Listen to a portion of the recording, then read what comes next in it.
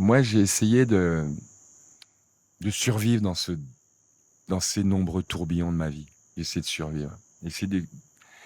Et il s'est trouvé que mon éducation, le parcours que j'ai eu, le fait d'avoir réussi dans le tennis m'a renforcé dans l'idée qu'il fallait que je suive mon instinct.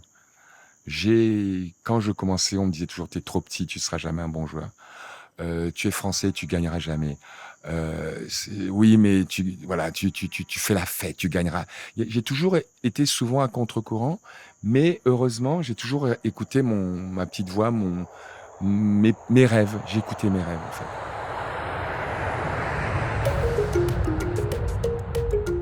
Yannick Noah a toujours rêvé de devenir chanteur.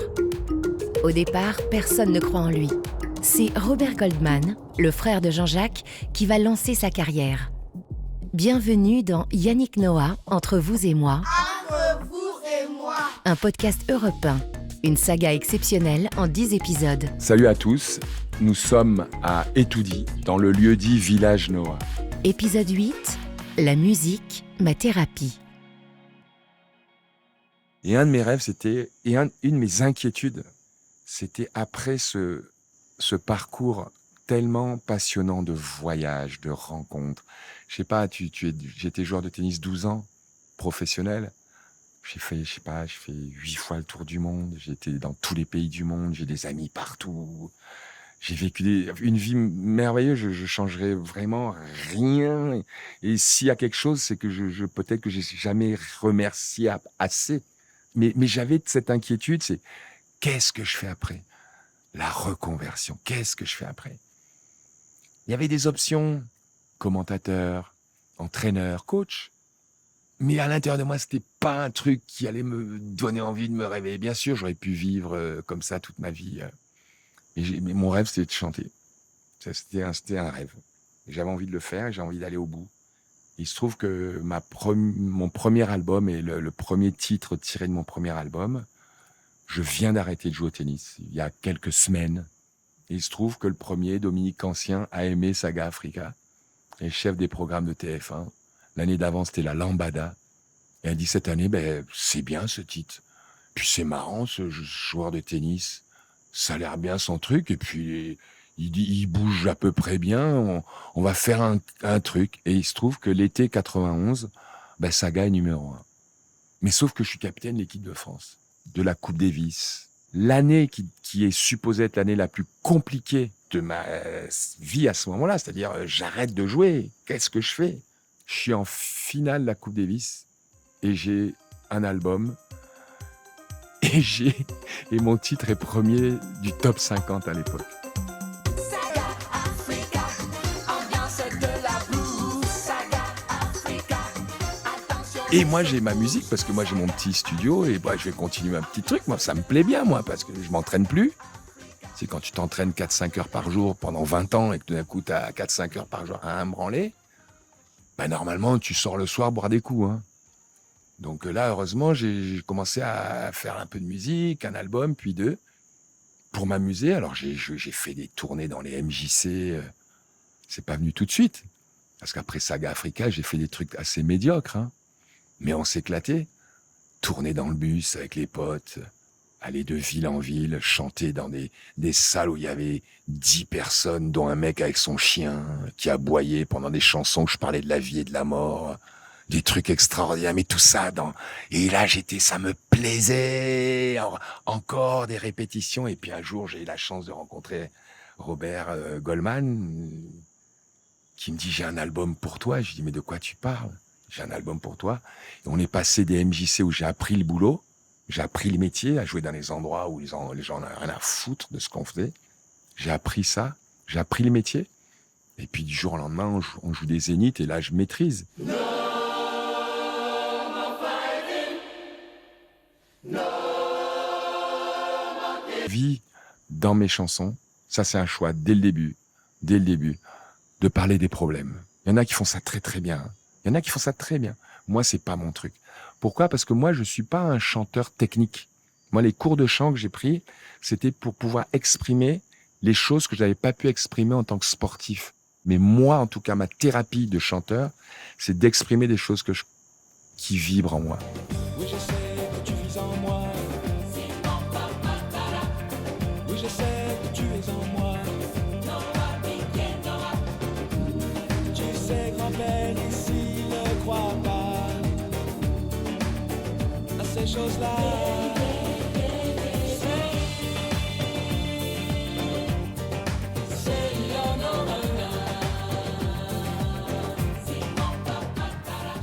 Simon Papatara, ouais, c'est une relation que j'ai avec mon grand-père, que Robert a mis en chanson de manière géniale, parce qu'elle est à la fois simple, mais elle raconte cette rencontre-là. Et elle était numéro 1. Tu peux pas imaginer ce que c'est. Moi, le chant pour moi c'est une thérapie. Je chante sous la douche, ça me fait du bien. Je chante en répétition, ça me fait du bien. Je chante en concert. Maintenant, les gens qui en plus ressentent les chansons parce que mes chansons ont résonné en eux, parce que ça les a touchés, parce que ça les a fait sourire. Tu peux pas imaginer être au Stade de France, 80 000 personnes, dont 79 500 Français blancs. Quand je fais « Oui, je sais que tu es en moi » et que tu entends 80 000 personnes qui font « C'est mon papa !»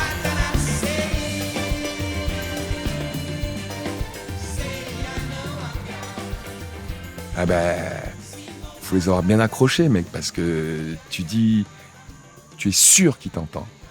Tu vois, donc, et il y a des chansons comme ça qui résonnent. Et j'en ai un paquet. Enfin, j'ai fait 13 albums, j'ai eu, je sais pas, 7, 8 numéro 1, j'ai vendu 7 millions d'albums. Ouais, c'est parce qu'il y a des chansons que j'ai fait de la variété, parfois autre chose, mais j'ai des chansons qui résonnent. Et moi, ce qui me plaît dans Et ma victoire à Roland ou quand je fais des concerts, c'est de pouvoir transmettre quelque chose à l'autre. Tu imagines, c'est un luxe. Et ça va dans mon quotidien. Je veux dire, un monsieur qui arrive que j'ai jamais vu, qui est ému et qui me demande une photo. Moi, j'ai 5 secondes pour lui donner un truc. Il repart, le mec, il est content. Tu imagines le pouvoir que tu as de donner du bonheur aux gens. Mais j'ai besoin de rien, moi, dans la vie, là. Là, c'est bon, là. Là, c'est bon, là. Jusqu'à la fin, j'aurai ça. Et ça, c'est merveilleux.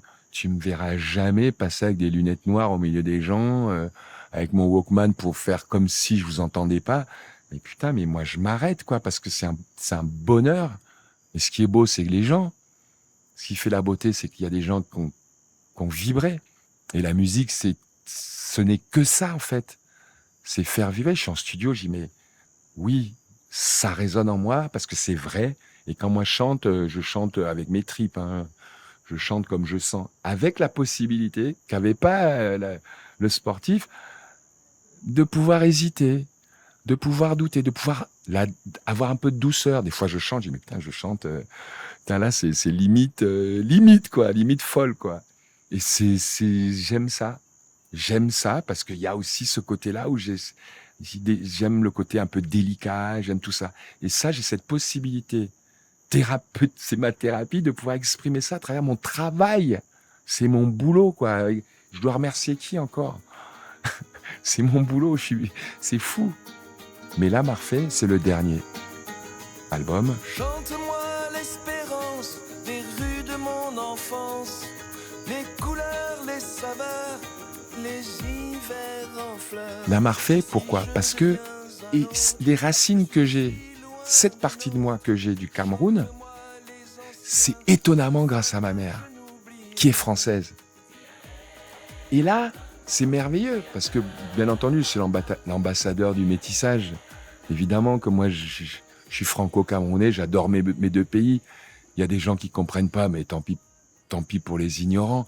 Mais j'ai cette chance de pouvoir avoir la possibilité d'apprécier 2 pays. Et quand je dis 2 pays, c'est parfois même 2 continents, parce que tout ce qui est francophonie, tout ce qui est Afrique, je viens du Sénégal, mais c'est comme si j'étais sénégalais ou ivoirien, quoi. J'ai cette connexion avec les gens qui est incroyable. Mais tout ce truc-là, à un moment où je fais une première chanson qui s'appelle Back to Africa, sur cette terre où on est, mais c'est grâce à maman. Donc je voulais faire un clin d'œil à maman. Mais pourquoi la Marfée? Eh bien, la Marfée, parce que c'est dans les Ardennes, figurez-vous. Et que c'est un endroit dont maman me parlait. Quand elle était ici, elle avait un peu trop chaud. Quand les saisons lui manquaient, le printemps lui manquait, quand l'automne lui manquait, parce qu'il fait toujours chaud ici, et que tant bien même elle aimait ici, elle me parlait de sa Marfée, du moment où elle allait, quand il pleuvait, elle mettait un petit blouson, un petit kawé, où elle mettait son petit kawé, où elle allait prendre les fraises des bois, et c'était à la Marfée. Et quand elle écoutait ses disques de Brel, c'était pas juste qu'elle écoutait un disque, elle était là, avec une mélancolie douce et belle. Tu vois, c'était pas une tristesse.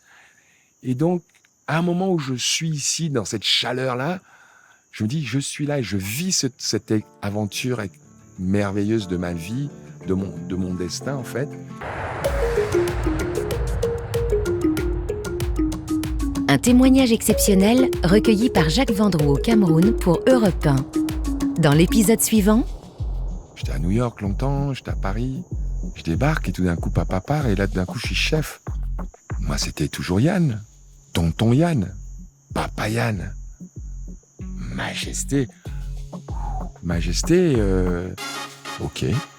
Yannick Noah, Entre vous et moi. Entre vous et moi. Production Europe 1 Studio, Sébastien Guyot. Réalisation et direction artistique, Xavier Joly. Pour découvrir la suite, vous pouvez vous abonner gratuitement et glisser un maximum d'étoiles sur votre plateforme préférée.